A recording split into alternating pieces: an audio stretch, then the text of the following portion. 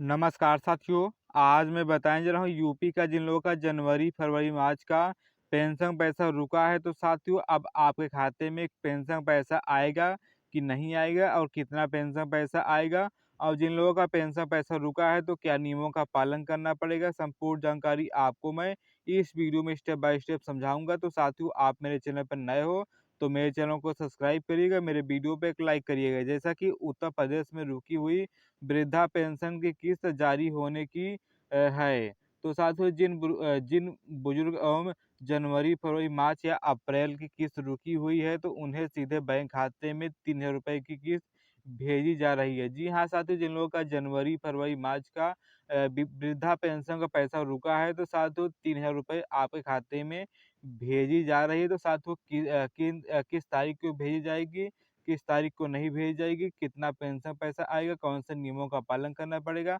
संपूर्ण जानकारी बताऊंगा। तो आप मेरे चैनल पर नए हो तो मेरे चैनल को सब्सक्राइब करिए, मेरे वीडियो पर एक लाइक करिए, और कोई भी समस्या आ रही तो आप मुझे कमेंट करके पूछ सकते हैं। अब देखिए, पेंशन से रुकी हुई किस्त पीएफएमएस पोर्टल के माध्यम से आपका पेंशन पैसा आता है। तो साथियों माध्यम से ट्रांसफर किया जाता है।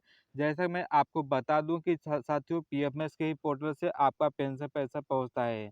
तो साथियों पीएफएमएस का मतलब यही होता है कि यूपी सरकार का पीएफएमएस ही पोर्टल के माध्यम से सभी पेंशन धारकों का पेमेंट उनके खाते में भेजा जाता है।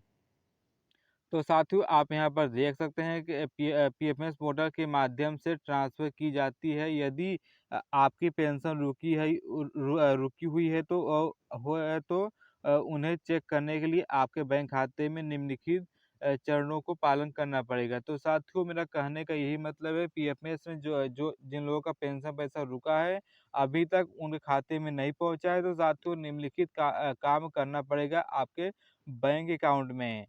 तो साथियों क्या करना पड़ेगा, क्या नहीं करना पड़ेगा, संपूर्ण जानकारी साथियों मैं आपको स्टेप बाय स्टेप समझाऊंगा। आपको मेरा वीडियो पसंद आ रहा हो तो मेरे वीडियो पर एक लाइक करिए।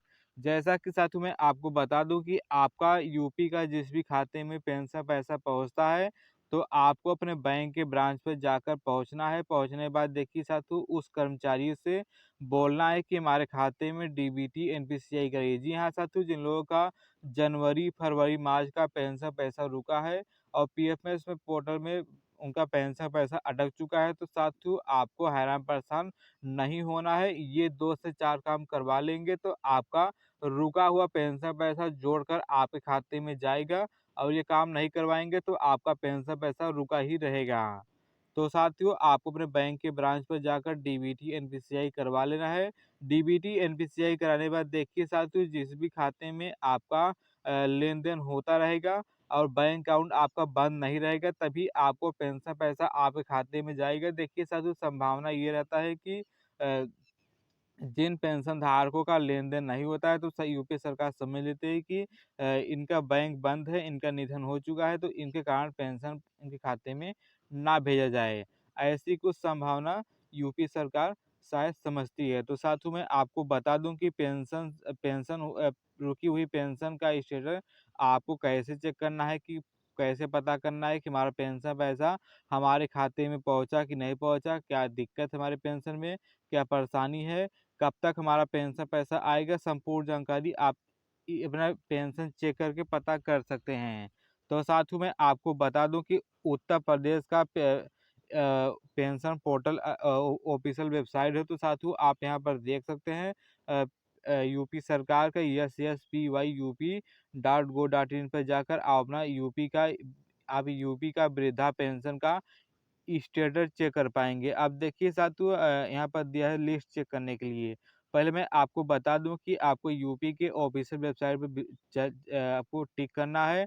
टिक करने के बाद देखिए आपको वहाँ पर चले जाना है वृद्धा पेंशन पोर्टल में। वृद्धा पेंशन पोर्टल में जाने के बाद आपको लॉगिन कर लेना है। लॉगिन करने के बाद देखिए आपको वहाँ से अपना एप्लीकेशन नंबर डाल के, मोबाइल नंबर डाल के, सेंड ओटीपी करके आप वहाँ से सभी जानकारी ले सकते हैं। या आपको कोई भी जानकारी में समस्या आ रही तो आप मुझे अपना पेंशन का एप्लीकेशन नंबर भेजिए। मैं आपको चेक करके बताऊंगा कि आपका पेंशन पैसा आपके खाते में कब आएगा, कितना आएगा, किस कारण से आपका पेंशन पैसा रुका है।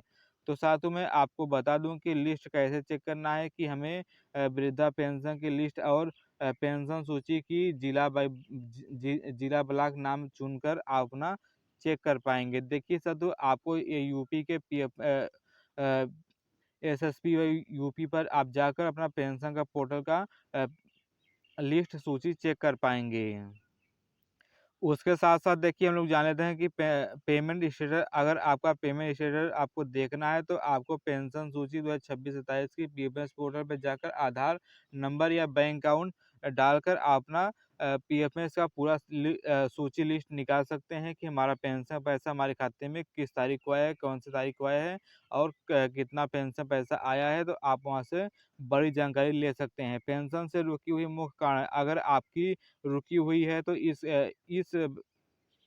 इन कारणों से आपका पेंशन पैसा आपके खाते में नहीं गया है। देखिए साथियों, आपको ई-केवाईसी का पूरा प्रोसेस आपको बैंक खाते में आधार लिंक होना या ना होना, इसके अंतिम हर साल इसकी लाइफ सर्टिफिकेट जमा करना पड़ेगा। देखिए साथियों, मेरा कहने का यही मतलब है, आपको यूपी में आप पेंशन धारक हो तो आपको अपने पेंशन में ई-केवाईसी कराइए, अपने बैंक अकाउंट में आधार सीडिंग, एनपीसीआई, डीबीटी कराइए और हर साल आपको लाइफ सर्टिफिकेट जमा करना पड़ेगा बैंक में, तभी आपको पेंशन पैसा आपके खाते में जाएगा। ये यदि समस्या के लिए आप मुझे कमेंट करिए, और यदि आपका आधार बैंक खाते में लिंक नहीं है तो तुरंत जाकर अपना बैंक खाते में एनपीसीआई मैपिंग और आधार सीडिंग कराएँ। अगर आपका समाज कल्याण विभाग के पोर्टल पर संपर्क करें और ई-केवाईसी वेरिफिकेशन की स्थिति जमा करें। यानी कि मेरा साथियों कहने का यही मतलब है कि आपको अपने पेंशन में ई-केवाईसी कराइए, डीबीटी, एनपीसीआई कराइए। अगर आप चाहते हैं कि मुझे ई-केवाईसी अगर देखिए साथियों, आप चाहते हैं कि क्या आपको अपनी ई-केवाईसी पूरी करने में समस्या आ रही है, तो आपका जिला, ब्लॉक या कौन-सा राज्य मुझे पड़ता है, आप मुझे कमेंट करिए, मैं आपको ई-केवाईसी कराने में हेल्प करूँगा। तो साथियों, आप मेरे चैनल पर नए हो तो मेरे चैनल को सब्सक्राइब करिएगा, मेरे वीडियो पर एक लाइक करिएगा।